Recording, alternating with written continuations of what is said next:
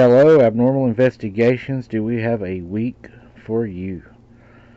Tonight is Thursday night. We just got done with our boots on the ground. And guys, I am so honored and so blessed to tell you guys in 2 hours and like 48 minutes, we hit over 3,300 views. I posted the proof on the Facebook because I knew there would be people that would question that, guys. We blew that live out. You guys done it. Thank you so much. Also, we will be live this Saturday night, boots on the ground, at a location that was pin dropped to us, where a guy had an encounter just 2 weeks ago. It's going to be good, guys. It's going to be good. Excuse me. But thank you all so very much. Let's get into this encounter, guys. And also, we have a treat for you. I about forgot to tell you. Sunday night, we're doing a premiere. We're all going to be in the chat, guys. We got Harley coming. It's going to be a great show. Don't forget to join us there also. As I gazed up at the stars. Hello, Mike. I love to stargaze. It's one of my pastimes. It relaxes me, and it's just one of the things I've always enjoyed doing. I had a small encounter that I would like to share with you guys and get some opinions on. Thank you. Oh, that was a nice guy to say that. We enjoy all the encounters that people send in. You know, I do have to turn away some of them because you can just tell when you read them, but I think y'all are going to enjoy this one. As I gazed up at the stars, I felt a sense of wonder and connection to the universe.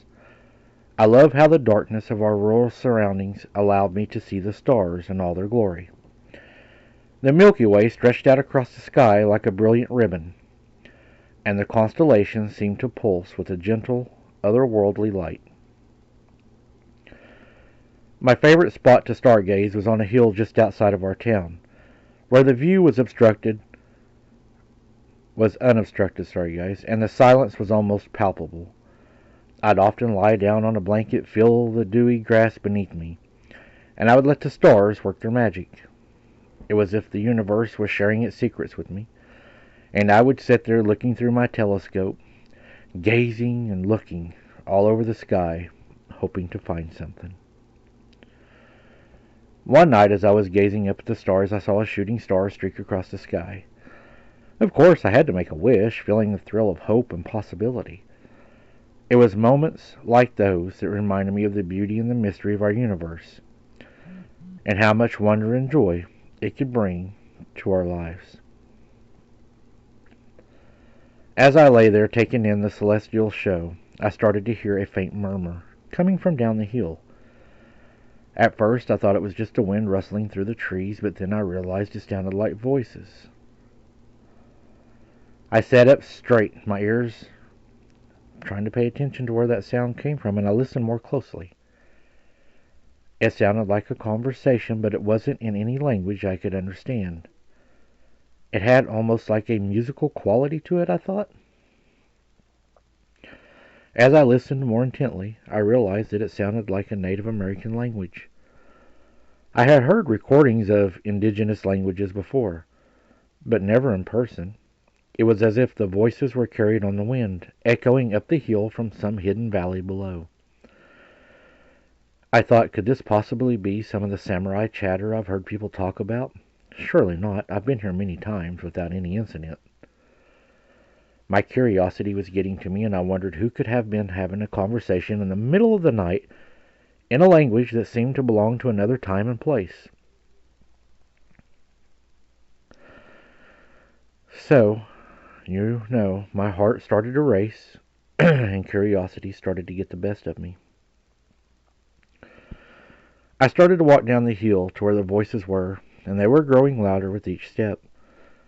I felt a sense of fear, as if I was approaching a secret gathering that I wasn't meant to witness.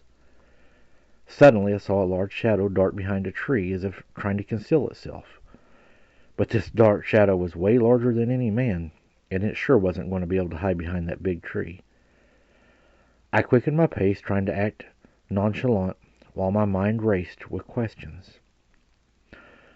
Who or what was hiding behind that tree? Was it connected to the strange conversation I overheard? The size of this thing? Well, I really didn't want to find out. I kept walking, my eyes fixed on the path ahead, trying to appear oblivious to the mysterious presence lurking in the shadows. I didn't want it to know that I'd seen it, so I walked out carefully and slowly, acting like I never noticed a thing. As I approached my house, I felt a sense of release wash over me. I hastily opened the door and slipped inside. My heart was still pounding in my chest. I leaned against the door, listening intently, but the voices had stopped. The darkness outside seemed to press against the windows. I took a deep breath and tried to shake off the feeling of unease. I thought maybe it was just my imagination, maybe that shadowy thing that I seen, maybe it... And then I slapped myself in the face and said, "My God, man, you know what you just seen."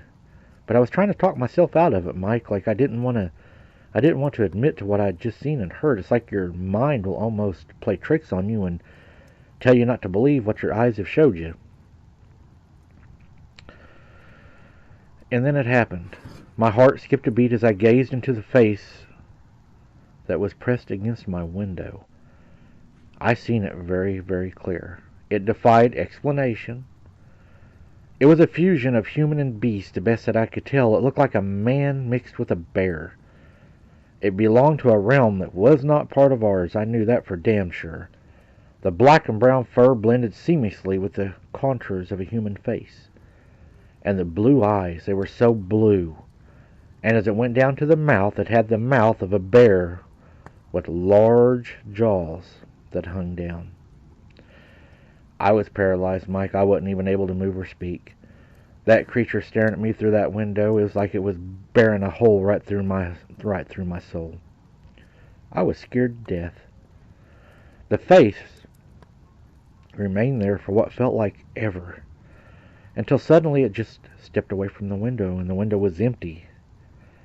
It just disappeared right into the darkness like its fur was made to hide. I knew then something had followed me home.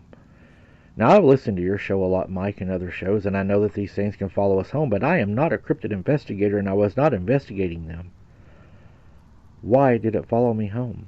Wrong place, right time? The question swirled in my mind, but I knew I had to find answers. I couldn't shake the feeling that my encounter with this creature was only the beginning, and I prayed that I was not going to have this trouble that other people on your show do, trying to figure out how to get rid of something that followed me home. The creature's response was low, guttural growl, and the pounding of the door grew louder. This thing was now pounding on my door. I felt a surge of fear and adrenaline. My heart felt like it was going to beat out of my chest. I screamed at it like it could understand me. It was the only thing I knew to do, and I did. I yelled, "Get out of here! Leave me alone!" But the creature only continued to beat against the door, its fist thundering against the wood like a drum. So I did. I ran to the far corner of the room, Mike. My eyes were fixed on that front door, waiting for it to bust open at any time.